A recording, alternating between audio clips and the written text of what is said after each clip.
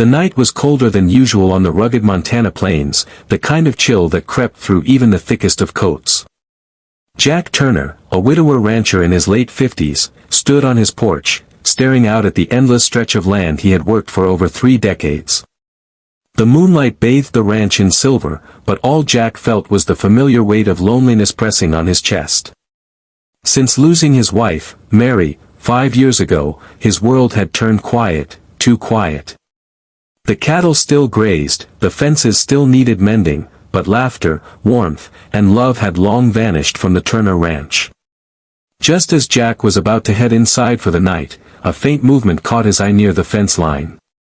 Squinting through the darkness, he saw a figure stumbling toward the house. It was a woman, wild-looking, with tangled hair and torn clothes, clutching a small satchel as if it were the last thing she owned.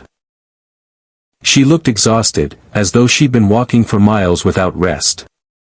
Jack's first instinct was caution, these parts didn't see many strangers. But something in her weary eyes made him pause.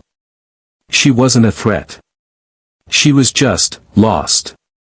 "Ma'am, you all right?" Jack called out, his voice carrying across the still night. The woman stopped a few feet away, her lips trembling as she spoke. I just need one night, a roof, somewhere safe." There was a hesitation in Jack's heart. He lived alone. Letting a stranger in wasn't something he'd done in years. But Mary's voice echoed in his mind, the way she used to scold him gently whenever he turned someone away. "Jack, kindness doesn't cost you anything," she'd say. With a heavy sigh, Jack opened the door wider. "Come on in. You look like you could use a hot meal." The woman introduced herself as Clara, a drifter who had spent the last few years wandering the mountains after escaping a life she never wanted to return to. She was rough around the edges, her hands calloused, her boots worn thin, but there was a quiet strength in her, a resilience that reminded Jack of the wild horses that roamed the hills near his ranch. Over dinner, Clara barely spoke, only offering a small smile of gratitude every now and then. When Jack offered her Mary's old guest room, Clara froze, tears welling in her eyes, as if no one had shown her such simple kindness in a long time. Morning came with the first rays of sun spilling over the horizon, painting the sky in soft pinks and golds. Jack expected Clara to slip away quietly before breakfast. But instead, he found her outside, feeding his chickens and fixing a broken section of the fence. She moved with practiced skill, as if caring for a home had once been second nature to her. "You didn't have to do that," Jack said, stepping up beside her.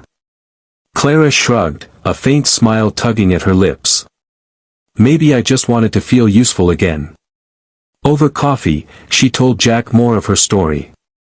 She had been running for years, from heartbreak, from betrayal, from a life that had left her with nothing but scars. She had lost faith in people, in kindness, in having a place to belong. But last night, a stranger had opened his door and given her warmth without asking for anything in return. It made her wonder if maybe, just maybe, the world still had some good left in it. Jack felt something stir in his chest that he hadn't felt in years. Hope. For so long, he had lived as if his life had ended the day Mary passed. But here was Clara, a soul just as lost as his, finding a flicker of light in the smallest act of compassion. Maybe his life wasn't over.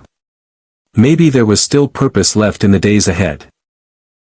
Before leaving, Clara turned to Jack, her eyes softer than when they first met. "You saved me last night," she said quietly. "Not from danger, but from giving up completely."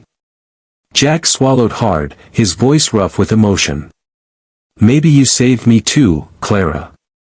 And as she walked down the dusty trail toward a new beginning, Jack realized that opening his door to a stranger had opened something else, too, a part of his heart he thought was gone forever.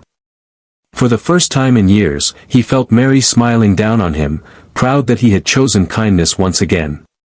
That night, as the sun dipped behind the mountains, Jack stood on his porch, the same cold wind brushing past him. But this time, the world felt warmer, brighter. One small act of compassion had changed not just a stranger's path, but his own. And deep down, he knew this: when you choose kindness, you never truly know whose life you're saving. Sometimes, it might just be your own.